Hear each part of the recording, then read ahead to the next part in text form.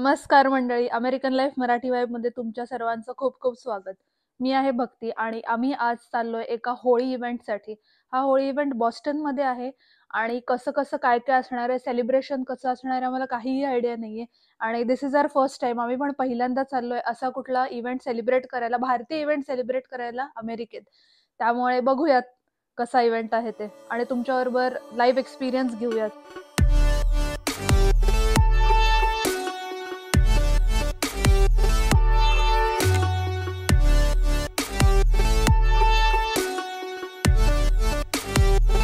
खरं तर जायच्या आधी वाटलेलं की इथे काही मजा येईल की नाही आणि रंगही मिळतील की नाही, पण तिथे पोचल्यावर 2 मिनिटासाठी वाटलं की आपण पुण्याच्या लक्ष्मी रोडवरच आलोय आणि गणपती विसर्जनाचा डान्स चाललाय. एकदम भारतात आल्यासारखं वाटलं आणि दिवसच छान गेला.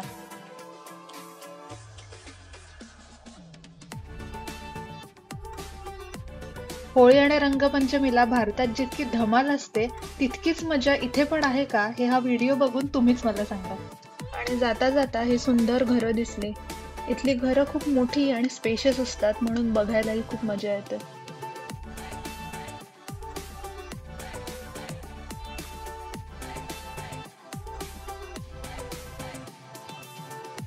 आता आपण बॉस्टन मध्ये एंट्री केली आहे आणि इथली घरं बघा. बॉस्टन ही सर्वात जुनी आणि मेन सिटी असल्यामुळे घरांचा साईजही तितकाच लहान आहे.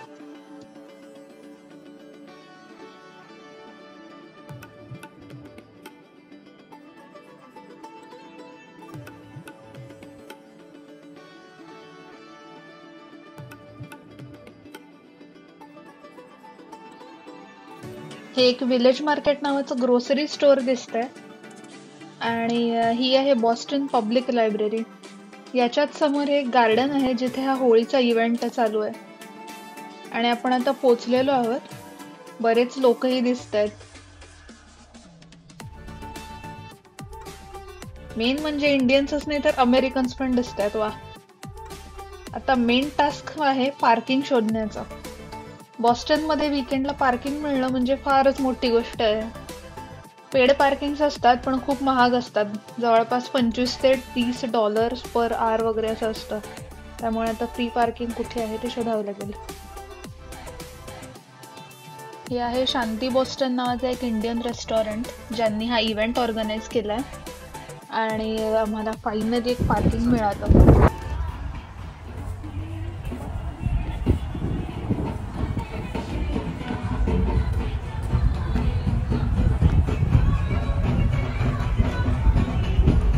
गाण्याचा आवाज येतो. पोलीस वगैरे पण दिसत आहेत इकडे सिक्युरिटीसाठी. सो आपले इव्हेंट्स इथे पब्लिकमध्ये सेलिब्रेट करायला खूप परमिशन्स वगैरे घ्यावे लागतात, कारण इथल्या लोकांचे रूल्स आणि रेग्युलेशन्सही बरेच असतात. आता हे कलर्स वगैरे सगळे ऑर्गॅनिकच वापरावे लागणार आणि इव्हेंट झाला की क्लिनिंग वगैरेची रिस्पॉन्सिबिलिटी पण घ्यावी लागते. त्यामुळे आम्हालाच इतकं आश्चर्य वाटतंय की हा इव्हेंट, इतक्या होळीचा इव्हेंट स्पेशली इतक्या मोठ्या प्रमाणावर इथे साजरा केला, म्हणजे छान वाटलं खूपच.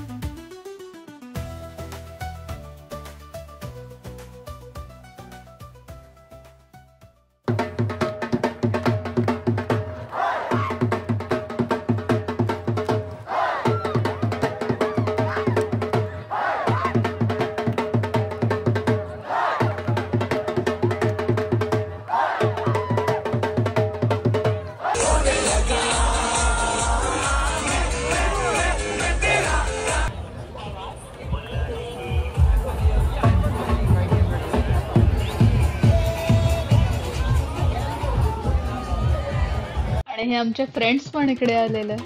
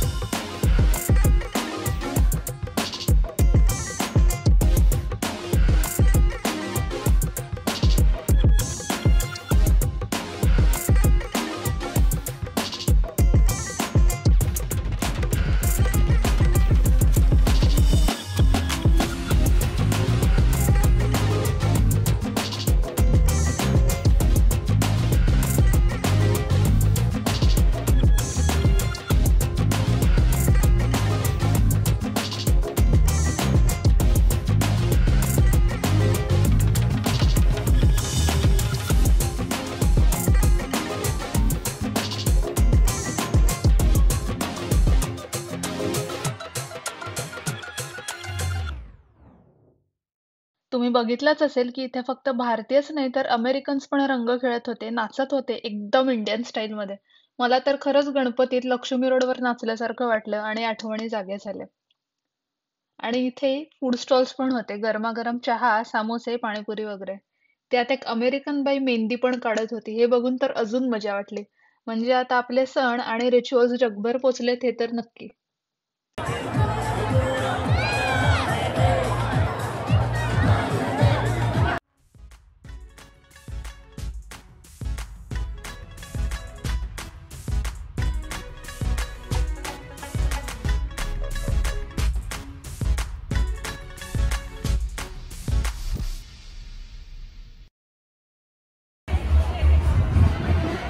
तो बघतोय. हा लहान मुलगा विचार करतोय की हा गाडीचा कोणता प्रकार आहे नेमका. आयुष्यात पहिल्यांदा रिक्षा बघितली याने.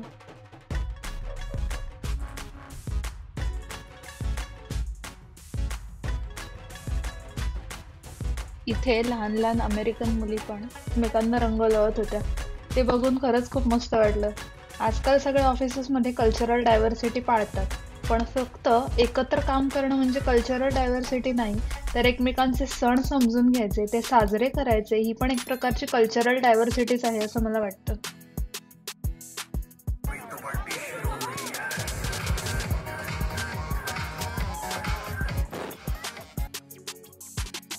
3 तास कसे गेले काही कळलंच नाही.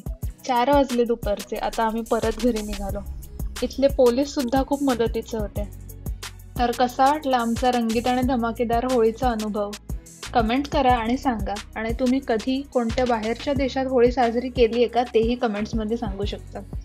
शेवटी एक सांगायचं म्हणजे मी ठरवलेलं की या इव्हेंटमध्ये डायरेक्ट कॅमेऱ्यासमोरच बोलायचं. आणि ते मी माईक लावून बोलले सुद्धा. पण नंतर घरी आल्यावर बघितलं तर मायक्रोफोनला प्रॉब्लेम झाला आणि काहीच रेकॉर्ड झालं नाही. इतका उत्साहाने बोललेले माझे नुसते व्हिडिओच्या व्हिडिओ आले आणि काहीच ऐकू येत नव्हतं. हे बघून इतकं वाईट वाटलं की मी हा व्हिडिओज एडिट करायला नको असं ठरवलं.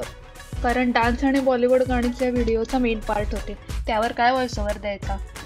पण मग ठरवलं की जे वाटतंय तेच बोलायचं आणि जे खरंच अनुभवलं तेच तुम्हाला सांगितलं. शेवटी व्हॉइस ओव्हर रेकॉर्ड केला आणि व्हिडिओ अपलोड करायचं ठरवलं. अशा गोष्टी काय होतच राहणार. पण आय होप तुम्हाला हा आवडला असेल. लाईक आणि शेअर करायला विसरू नका आणि चॅनलवर नवीन असाल तर प्लीज सबस्क्राईब करा. भेटूयात लवकरच. बाय.